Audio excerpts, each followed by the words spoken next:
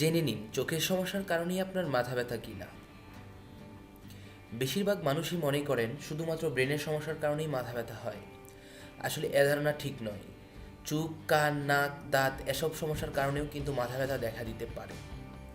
আমাদের দেশের রুগীরা মাথা ব্যথা হলেই নিউরোলজিস্ট বা নিউরোসার্জনের কাছে ছুটে যান, কিন্তু চোখের সমস্যার কারণে যে মাথা ব্যথা হতে পারে তার কোনো চিন্তাও তারা করেন না।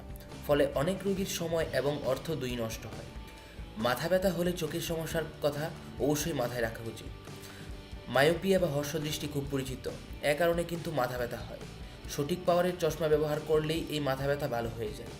কিন্তু অনেক সময় চশমা না নিয়ে বা চোখের ত্রুটি সংশোধন না করে রোগীরা প্যারাসিটামল, প্রপানলল, এমিট্রিপটাইলিন, টালফেনামিক অ্যাসিড ইত্যাদি খেয়ে যান। এর ফলে রোগী সাময়িক আরাম পেলেও কষ্ট কিন্তু চলতেই থাকে, আর প্রত্যেক ওষুধেরই কিছু না কিছু পার্শ্ব প্রতিক্রিয়া থাকে।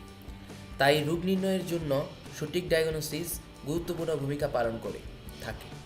আবার অনেক শিশুদের টেরা চোখের জন্য মাথা ব্যথা হতে পারে, অথচ অপারেশন করলে টেরা চোখ ভালো করা সম্ভব।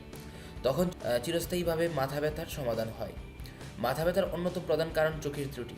তাই মাথা ব্যথা হলে অবশ্যই চোখের কথাও মনে রাখতে হবে এবং ডাক্তারের পরামর্শে একজন চক্ষু ডাক্তারের পরামর্শ নেওয়া যেতে পারে। ধন্যবাদ। ভিডিওটি পছন্দ হলে অবশ্যই সাবস্ক্রাইব করবেন এবং লাইক দিবেন।